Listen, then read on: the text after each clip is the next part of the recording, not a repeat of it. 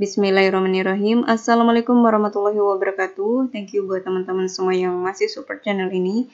Jangan lupa like, comment, share, subscribe, dan klik tombol loncengnya biar gak ketinggalan video terbaru lainnya. Ingat, subscribe itu gratis.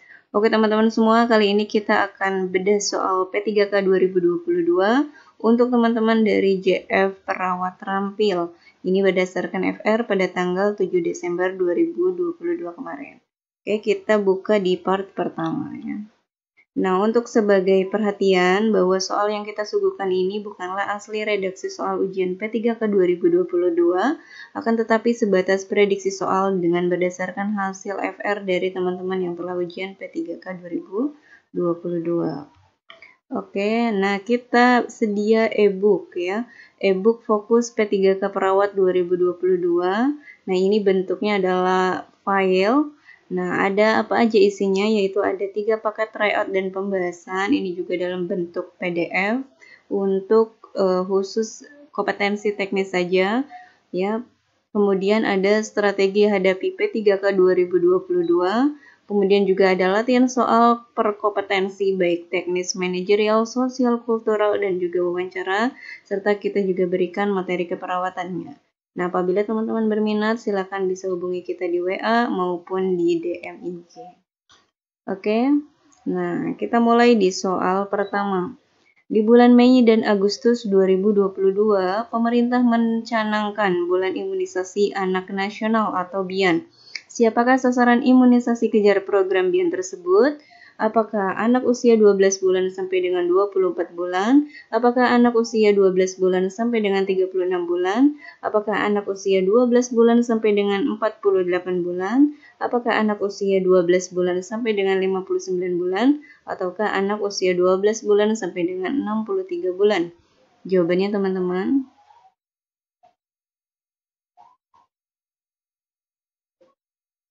Oke, kita pilih yaitu anak usia 12 bulan sampai dengan 59 bulan.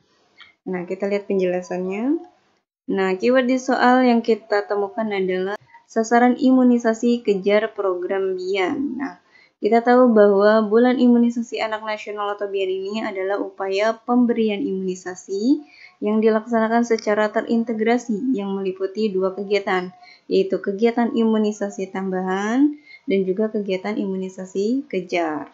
Nah, untuk kegiatan imunisasi tambahan sendiri yaitu berupa pemberian 1 dosis imunisasi, yaitu campak rubella secara massal tanpa memandang status imunisasi sebelumnya kepada sasaran sesuai dengan rekomendasi usia yang ditetapkan untuk masing-masing wilayah. Ini untuk imunisasi tambahan. Kemudian selanjutnya adalah ada kegiatan imunisasi kejar, yaitu berupa pemberian 1 ataupun lebih jenis imunisasi untuk melengkapi status imunisasi anak usia 12 sampai dengan 59 bulan ya. Jadi imunisasi kejar ini diperuntukkan bagi mereka-mereka yang belum lengkap imunisasinya ya. Nah, ini untuk sasarannya yaitu anak usia 12 sampai dengan 59 bulan. Jadi kita jawab yang itu ya. Oke, soal kedua. Seorang karyawan di Puskesmas B akan dilakukan vaksinasi COVID-19 booster kedua. Pada booster pertama, ia mendapatkan vaksin jenis Sinovac. Pada booster kedua, ia akan diberikan jenis vaksin Pfizer. Berapakah dosis yang akan diberikan kepada klien tersebut? Apakah 0,1 mili? Apakah 0,15 mili? Apakah 0,25 mili? Apakah 0,3 mili? Ataukah 0,5 mili? Jawabannya teman-teman.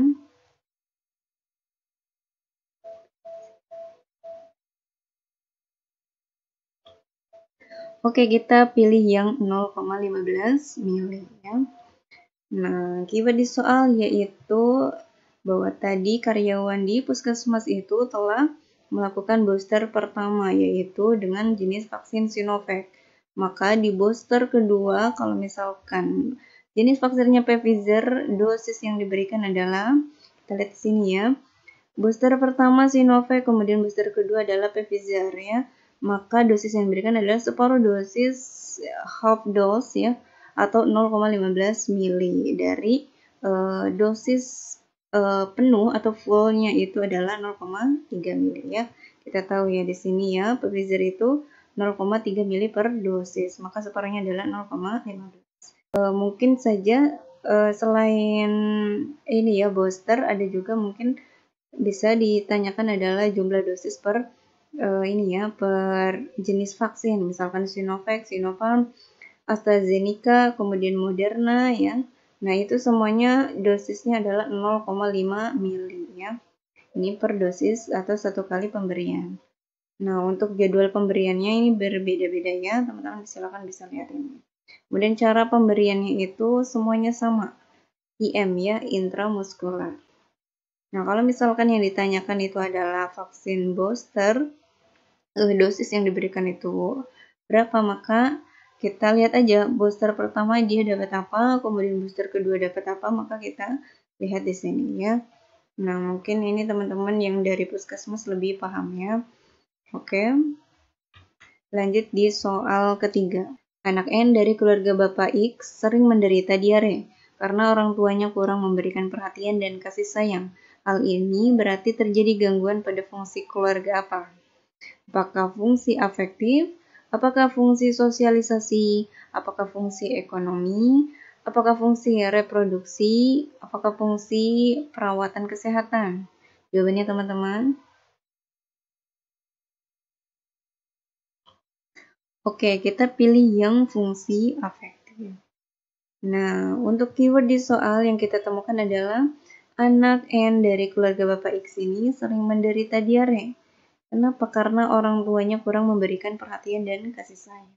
Nah, kita flashback kembali bahwa fungsi keluarga itu, kalau menurut Friedman ya, tahun 1998 itu ada 5. Apa saja? Yang pertama ada afektif ya, fungsi afektif.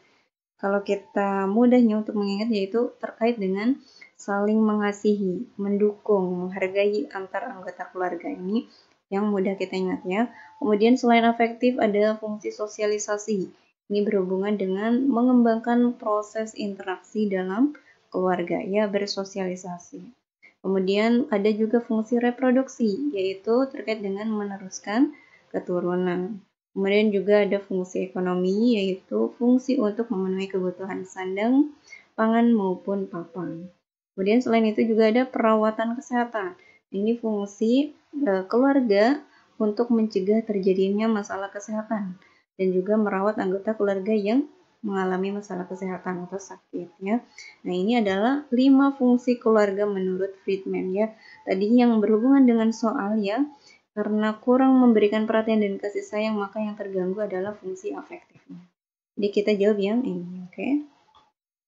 Oke, lanjut soal keempat. Seorang perawat komunitas akan memberikan promosi kesehatan kepada 15 orang lansia di RWA. Promosi kesehatan bertemakan pola hidup sehat untuk lansia selama masa pandemi. Apakah media promkes yang tepat digunakan oleh perawat dalam kasus tersebut? Apakah medianya poster? Apakah leaflet? Apakah flip chart? Apakah spanduk? Ataukah audio visual? Jawabannya teman-teman. Oke, kita pilih yang audio visual ya. Kita lihat penjelasannya. Nah, keyword di soal yang kita temukan adalah media promkes untuk lansia. Nah, ini sebagai kata kuncinya ya. Media promkes yang cocok untuk lansia itu apa ya? Nah, kita tahu bahwa perubahan fisiologis pada lansia salah satunya itu adalah fungsi penglihatan. Seperti penglihatan menurun, akomodasi lensa menurun, iris mengalami arcus senilitis, kemudian koroid memperlihatkan atrofi di sekitar diskus, lensa dibutuhkan lebih banyak cahaya untuk melihat warna, konjungtiva menipis dan terlihat kekuningan, air mata menurun, infeksi dan iritasi pun meningkat, serta pupil ukurannya berbeda. Nah, ini adalah perubahan fisiologis ya pada lansia, salah satunya adalah fungsi penglihatannya. Nah, sedangkan tadi di pilihan jawaban ini adalah ya seperti poster, leaflet, flip chart, spanduk ini adalah media ya, media yang bisa digunakan untuk merangsang visualnya ya, merangsang penglihatannya ya. Yang diutamakan adalah penglihatannya. Maka karena lansia itu penglihatannya menurun, maka kurang tepat untuk kita pilih. Maka kita pilih yang audio visual. Nah, media audiovisual itu berkontribusi besar terhadap perubahan perilaku orang, termasuk pada lansia. Metode ini memberikan rangsangan pada pendengaran dan juga penglihatan, sehingga hasil yang didapatkan itu lebih maksimal. Ya, selain ada visual, ya, penglihatan, tetapi juga ada rangsangan untuk mendengarkannya secara audio. Nah, contohnya saja misalkan memutarkan demonstrasi, ya, video demonstrasi. Nah, sehingga itu tidak hanya penglihatannya saja, ya, tetapi juga pendengarannya juga membantu untuk menerima apapun informasi, ya, yang diterangkan ataupun promosi kesehatan yang diberikan, seperti itu. Oke, lanjut soal kelima. Seorang laki-laki usia 60 tahun tinggal bersama anaknya. Hasil pengkajian, klien mengeluh lutut terasa kaku dan nyeri untuk digerakkan, dan juga sulit tidur. Hasil pemeriksaan, tekanan darah 130/80 mmHg, berat badan 70 kg, tinggi badan 155 cm. Perawat telah melakukan range of motion atau ROM pada sendi lutut. Apakah kriteria hasil yang diharapkan dari tindakan keperawatan di atas? Apakah nyeri berkurang? Apakah sendi tidak kaku? Apakah aktivitas mandiri? Apakah rasa nyaman terpenuhi? Apakah kebutuhan tidur terpenuhi? Jawabannya, teman-teman.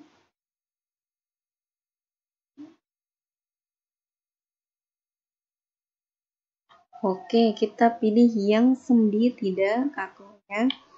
Nah, kita lihat penjelasannya, ya. Keyword yang kita temukan di soal itu adalah klien mengeluh lutut terasa kaku dan nyeri untuk digerakkan. Kemudian perawat telah melakukan range of motion atau ROM pada sendi lutut. Nah, dengan data yang ini, maka kita simpulkan bahwa masalah utama pada klien adalah gangguan mobilitas fisik, ya, karena sendi yang nyeri tersebut. Nah, intervensi yang dilakukan oleh perawat itu adalah latihan ROM atau range of motion. Nah, ROM ini dapat meningkatkan atau mempertahankan fungsi sendi, kekuatan otot, dan stamina umum. Latihan yang tidak adekuat dapat menimbulkan kekakuan pada sendi. Nah, jadi latihan ROM itu harus benar, ya. Nah, maka hasil luaran ataupun ekspektasi yang kita harapkan dengan adanya latihan ROM ini adalah yaitu meningkatnya kemampuan pergerakan sendi pada semua sendi tubuh secara mandiri, ya. Jadi secara bahasa mudahnya adalah sendinya menjadi tidak kaku. Maka kita pilih yang itu, ya, yang sendinya tidak kaku. Soal ke-6. Seorang laki-laki usia 65 tahun tinggal di Patiwerda. Hasil pengkajian perawat didapatkan data bahwa klien kesulitan dalam orientasi waktu, tempat, dan orang, serta mengeluh sulit tidur, sering lupa meletakkan barang. Hasil pemeriksaan MMSE, skornya itu adalah 20 poin. Apakah masalah keperawatan utama pada kasus tersebut? Apakah risiko cedera? Apakah gangguan pola tidur? Apakah gangguan proses pikir? Apakah gangguan komunikasi? Ataukah gangguan interaksi sosial? Jawabannya, teman-teman.